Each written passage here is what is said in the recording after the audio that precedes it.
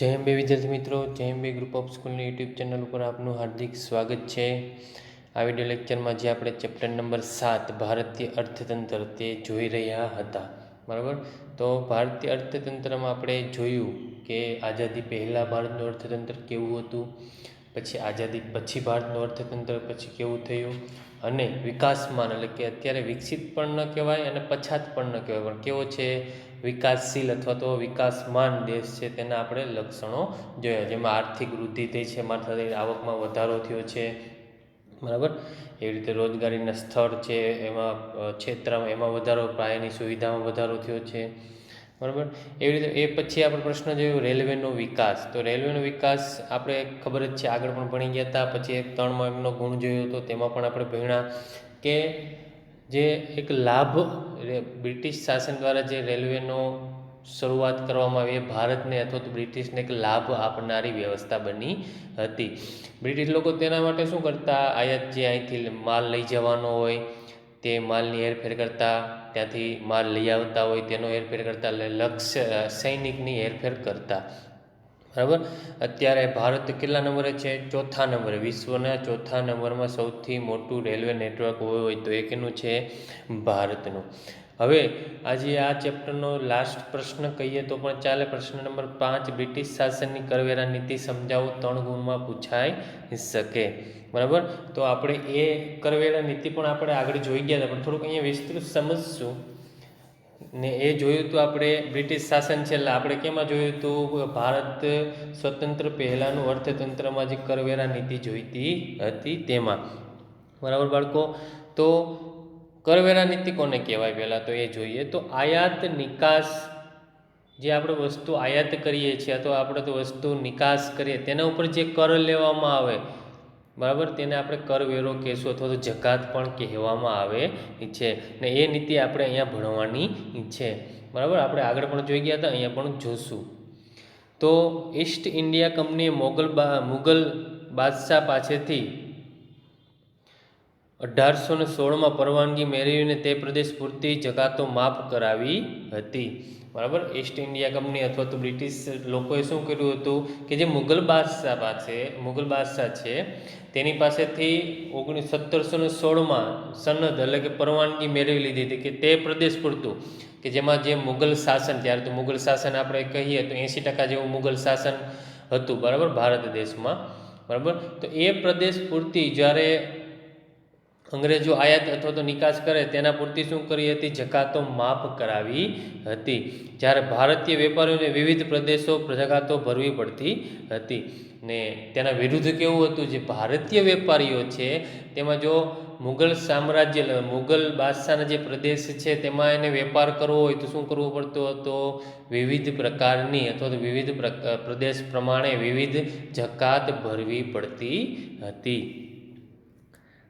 દાખલા તરીકે ભારતના સુતરાઉ કાપડની નિકાસ પર 15% જકાત અને બ્રિટિશથી આયાત થતા સુતરાઉ કાપડ પર માત્ર 2.5% જકાત લેવાતી હતી. સમજાવણ બાળકો કઈ રીતે ભેદભાવ હતી? ભેદભાવવાળી નીતિ કઈ રીતે હતી? કે જે ભારતના સુતરાઉ કાપડ ને આપણે અહીંથી બહાર વિદેશ મોકલવાનું થાય, બરાબર, તો આપણા ઉપર કેટલી? 15% જકાત. આપણે જે ભાવ વેચીએ એના કરતાં 15% વધારે રૂપિયો આપણે આપવાનો. પણ જે બ્રિટનથી આયાત થતા સુતરાઉ કાપડ માત્ર 2.5% જકાત લેવાતી. જે બ્રિટનથી આયાત એટલે બ્રિટનથી શું કરતા હતા? લઈ આવતા હતા. કોણ? ઈસ્ટ ઇન્ડિયા કંપની અથવા તો બ્રિટિશના વેપારીઓ. તેના ઉપર કેટલું?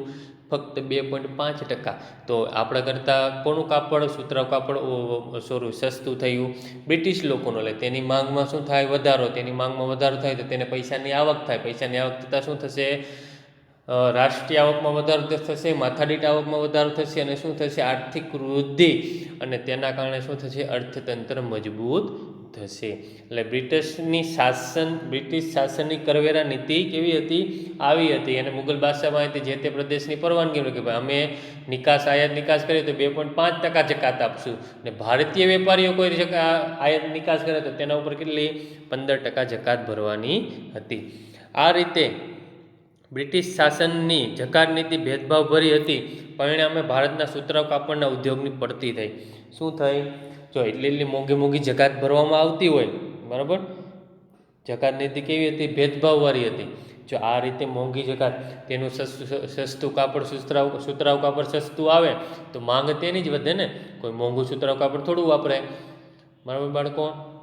તો ધીમે ધીમે આપણા ભારતીય ઉત્પાદિત સુતરાઉ કાપડની માંગ ઘટવા માંડી અને તે પરથી શું થયું? જે સુતરાઉ કાપડનો ઉદ્યોગ છે એ ધીમે ધીમે ઘટતો ગયો અને ઉદ્યોગની શું થઈ? પડતી થઈ. કઈ રીતે? કે કરવેરાની આવી ભેદભાવવાળી નીતિના કારણે.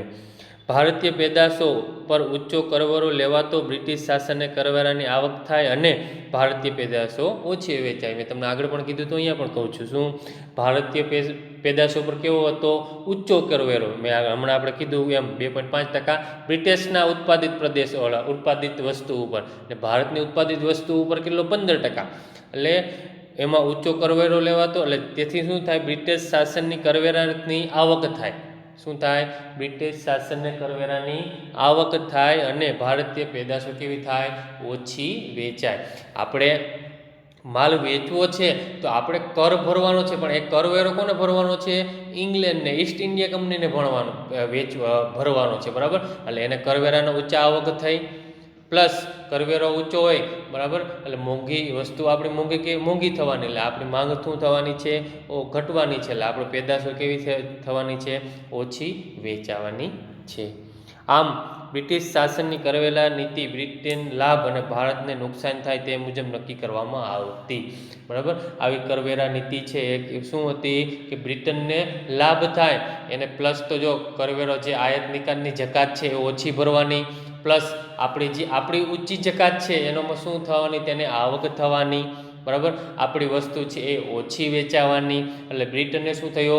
લાભ, અને આપને બધું શું થયું? નુકસાન.